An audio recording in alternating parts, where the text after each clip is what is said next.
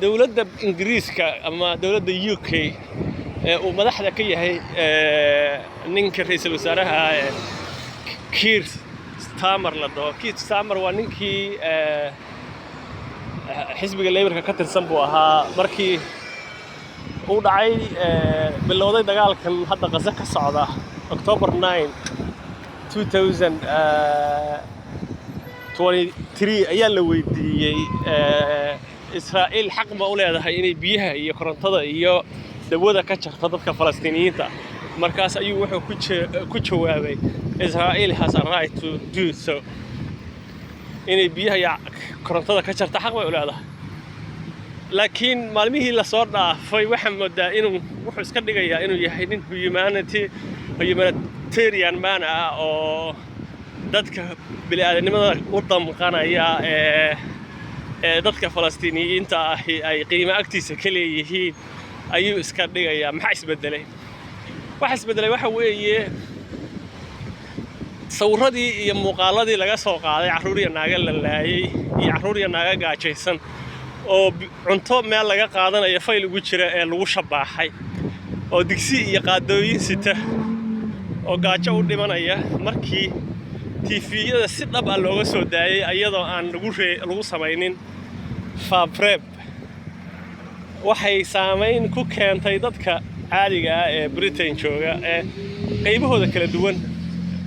aragti kastoo siyaasadeed ay qabaan hadday midig tahay hadday bidix tahay hadday santarka tahay hadday kuwa aan siyaasadda cidna u janjeerin tahay waxay qeeladaan ka keeneen foolxumada ay arkeen wuxuu arkay marka in asaga iyo afar qofood oo uu madax u yahay xukuumadda kula jira ay meel cidla ah ku soo hareen ee dadka Britishka ama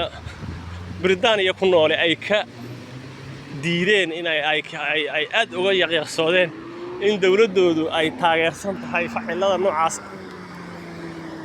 marka shalay wuxuu keenay fikrad dhaxaysa dawladda UK waxay aqoonsanaysaa Palestinian state qaran madax bannaan ee ay Falastiin yeelato haddii aanay Israa'iili fulinin shuruudo dhowr ah oo ay ku jirto inay joojiso dagaalka iyo xasuuqa ay ku hayso xasuuqa ma aysan isticmaalin mana uusan isticmaali karo laana haddii xasuuq isticmaalo asagay saameyn ku yeelanaysa because asaga ayaa laga yaabaa in lagu maxkamadeeyo haddii ay xasuuq noqoto sababtoo ah wuxuu taageersanaa 24 bilood la soo dhaafay waxa uu Netanyahu dadka Falastiiniyiinta ku sameeyay marka waxa dhacday dalgariir siyaasadeed odaygii xisbiga Labourka madaxda ka ahaa jiray Jeremy Corbyn iyo xildhibaano kale oo Labourka ka tirsanaa jiray ayaa waxay ku dhawaaqeen xisbi aan weli magaciisa loo bixin inay sameyn doonaan afartii maalmood ama shantii maalmood la soo dhaafay waxa ku biirtay xisbigaas oo iska rajiis gareeyay oo sheegay inay doonayaan inay ka mid noqdaan oo anigu aan ku jiro in dad ka badan 1 milyan oo qof dadkaasi waxa loo badinayaa inay yihiin dadkii taageeri jiray xisbiga Labourka traditionally Labour voters ama Labour supporters ama members of Labour Party haajiri sidaas darteed waxay arintaasi Prime Ministerka ku keentay wax la yiraahdo argagax siyaasadeed in uu la qabsado xagga dabaysha u socoto oo uu yiraahdo waxaan aqoonsanayaa qaran Falastiin leedahay laakiin taa kama saarayso waxba ku heli ma sababtoo ah Israa'iil waxa uu soo jeediyay shuruudihiisa aqbalin mayso markaysa shuruudihiisa aqbalin asaguna shuruudihiisa ma fulin karo sababtoo ah waa geed yar oo doqon ah oo aan tala weyn lahayn waxa kale oo iska gadgadaya ninkan Faransiiska xukuma Macron oo asaguna sheegay inuu September-ta soo socota qaramada midoobay kaga dhawaaqi doono in Palestine state ay leedahay aqoonsan doono sababtuna ay tahay Faransiiska oo doonaya inuu iska dhigo inuu yahay maqaamkiisii soo ceshto oo adduunka ku dhex lahaa gaar ahaan bariga dhexe iyo dunida carabta iyo waxa iyo mid kale oo ah Macron oo xilligu ka dhamaanayo 8 sano la soo dhaafay waddanka xukumayay markii xilligu ka dhamaado laga baqaayo inay far right groups nimanka Lebanon iyo kooxdeeda ay waddanka qabsadaan marka wuxuu isku dayayaa inuu bidixda iyo santarka mideeyo si ay u waajahaan midigta fog oo Lebanon ay hogaaminayso haddii Lebanon guulaysato Faransiiska oo maxwarka u ah محور udub siyaasadeedka weyn ee dhaqaale ee European Union waxa kala furfuranaya midowga Europe sababtoo ah waxa laga yaabaa inay Lebanon Faransiiska ku riixdo inuu Europe ka baxo taasina waa dabar jab weyn oo ku dhici doona Europe iyo soo wajihi doona marka istiraatiijiyadda fog ee arrintan uu ka leeyahay Macron waxa weeye inuu bidixda oo nimanka socialistayaasha iyo communism-ka iyo nimanka bidixda qaybahooda kala duwan oo doorashadii la soo dhaafay baarlamaanka noqday xisbiga koowaad inkastoo ay dawladda soo dhiseen haddana xisbiga koowaad noqday iyo kooxdiisa santarka inuu mideeyo si ay u waajahaan maxaa la dhahaa far right-ka ay u wajahaan marka waxoo dhan waa wax ku saabsan political games ee kuma saabsana wax dan laga leeyahay dadka Falastiiniyiinta iyo caruur iyo naaga la laayay waxoo dhan waa isku mid waxa waa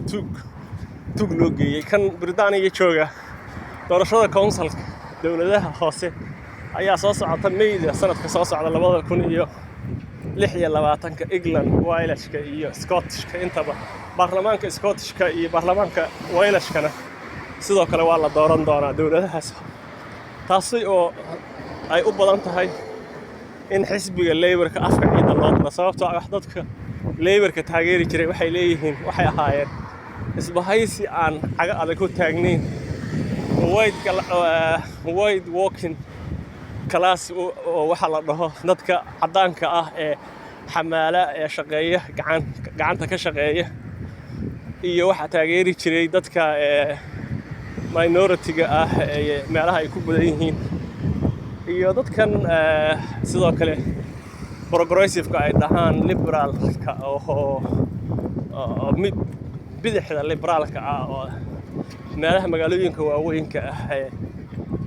jooga iskuulada ka baxay kafeega meelaha kafeeyada fariista aan muruqa jeebkooda xoogganeen laakiin aan dadka aan ahayn xamaalatada aan ahayn dadka influence-ga kule social media iyo maxaan ku dhahaa idaacadaha iyo metropolitan ay dhahaan metropolitan wayadan dambe waxa loo bixiyay North London Metropolitan Elite wax oo aan dadka aan normally ahayn dadka high class-ka laakiin iskuulada dhigtay progressive-ka open minded-ka dadkaas taageeri jiray marka dadkaas kala furfurtay dadkii progressive-ka ahaa socialism-ka iyo aragtida distribution maxaa la dhahaa wealth waxa la yiraahdo qaybinta hantida dadka hantida waddanka in dadka oo dhan la gaarsiiyo aaminsan dadka minority-ga ah ee muslimku u badan yahay way kala furfurteen oo ninkan xisbiga hadda xukuma uu kala furfuray xisbiga 600,000 oo qof xubno ka ahaa markii madaxda ka noqonayay 5 sano ka hor hadda waxa la leeyahay 100,000 haday xubno ka tahay oo 200,000 uu nasiib u leeyahay mana uusan cad wayna qariyaan labadii sano la soo dhaafay ma aysan sheegin xubnaha xisbiga Labour-ka sababtoo ah dad badan ka baxay xisbiga Labour-ka marka waxay dad badan qabaan in xisbiga Labour-ka uu u dhameeyay ninkan Keir Starmer la dhaho marka baroortiisa asaga iyo David Lammy ay ku qalqaylinayaan labadii maalmood ama saddexdii maalmood la soo dhaafay macno weyn ma laha waa isku day ah inay badbaadiyaan wixii la badbaadin karay oo ah taageerayaasha xisbiga Labour-ka marka xoog weyn sidaas ma soo kordhin doonto Netanyahuna ma yeeli doono shuruudahooda ayaguna uma malaynayo inay ku dhiiran doonaan inay qaran Falastiin leedahay aqbalaan sabtaanad barta la isku joogay 6 wiil ka bacdi waxa ay sameeyaan